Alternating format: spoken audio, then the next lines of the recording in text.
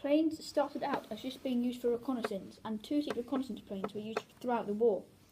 These were protected by single-seat fighter planes. Then, people started using bomber planes, which became larger and more advanced as the war progressed. In the early days, rocks, bricks and hand grenades were thrown over the side. The first proper bomber to be used in combat was a Voisin V3 during a bombing raid on the Zeppelin hangars at Metz Frascati on August 14, 1914. The Voisin was a French plane. The first effective heavy bombers were designed by Russia and Italy. The Italian one was called the Caprioni CA-1. The most common bombers were the Handley Page 0400 from Britain and the Gotha GV from Germany. The main types of bombs included the German Wurfgranate, Funzehn and the British 25-pound Cooper bomb. This here is an entry from Captain William Alcock's war. He was a member of the British No. 2 Squadron. This was written on October the 5th, 1917. Artillery observation with L.T. Brown. While doing so, we were hit at 8,000 feet by shrapnel over Hullock. My engine left side was gone. I turned for our lines. When just crossing them, the machine caught fire at 6,300 feet. I immediately put her nose down. The flames burst out and spread along the fuselage behind the pilot's seat. Brown threw the ammunition overboard and climbed along back nearly into my cockpit as the whole of the front of the machine was a blazing mass. In the meantime, we were speeding to Earth at 120 miles per hour. Brown was trying to keep the fire down from burning his clothes, while I kept my eyes on the pilot tube, the ground and the flames, pushing my joystick further forward until we were nearly nosediving. Every minute I thought would be the last, for I expected the whole machine to collapse from strain as a number of wires were broken. Eventually, I saw the ground not far below and found myself going straight at the village, so I turned to the right and, spying a plough field, decided to land there, cutting through telephone wires and a tall hedge, missing horse and cart by inches. A few feet from the ground, I levelled out and the machine took the ground at 70 miles per hour.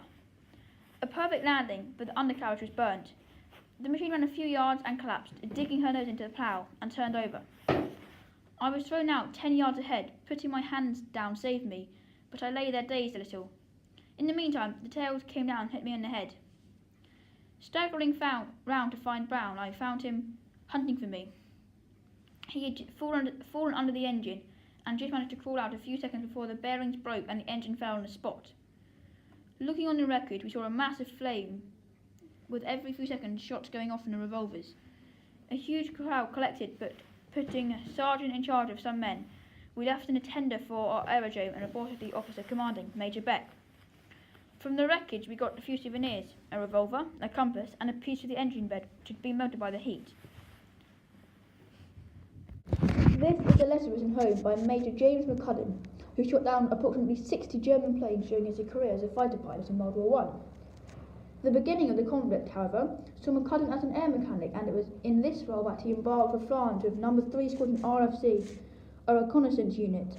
McCudden's enthusiasm for flying and quickness to learn meant that he was soon in the air as an observer, helping identify German artillery positions. Promoted to corporal in November 1914, he exchanged letters with a girl named Adelaide, whom he had befriended in England.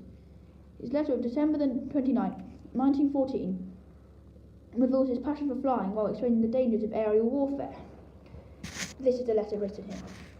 Things are very quiet at present, as the weather is being so bad there is not much flying. I have just taken over a new machine from my officer which does 83 miles an hour. That's very fast for the time. I have not had a flight in it yet, but hope to shortly. It will be very useful for chasing German aeroplanes which, however, are very scarce now, as you rarely see one. I should very much like to chase a German machine and bring him down with a rifle. Do not think me bloodthirsty, will you, as it is only my duty if I get the chance. I had a lot of Christmas presents sent to me, and lots of puddings, which I severely dealt with. What do you think of the German airplane over my place? Sheerness? I guess our people soon chased him back with Archibalds, anti-aircraft guns and machines. You should see some of our machines being shelled by the German Archibalds. As many as 40 and 50 puffs of smoke can be seen round one machine, each puff denoting a shell burst. The composition of the shells is shrapnel, which is timed to burst just above the machine if possible. Some of them get very close, as we often find holes in the wings and body of the machine where shrapnel bullets have passed through. The machine is often also hit by rifle shots.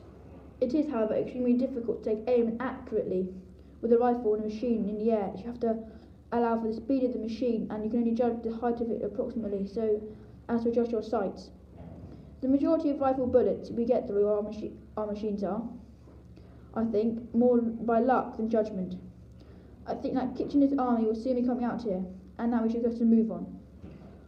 McCudden did not become a qualified pilot until May 1916, but claimed his first aerial victory 4 months later with No. 29 Squadron.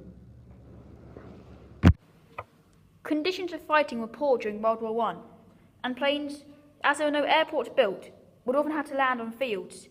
This then resulted in a lot of crashes on landing, which, statistically, was where most crashes occurred. Even in the skies, the planes weren't safe.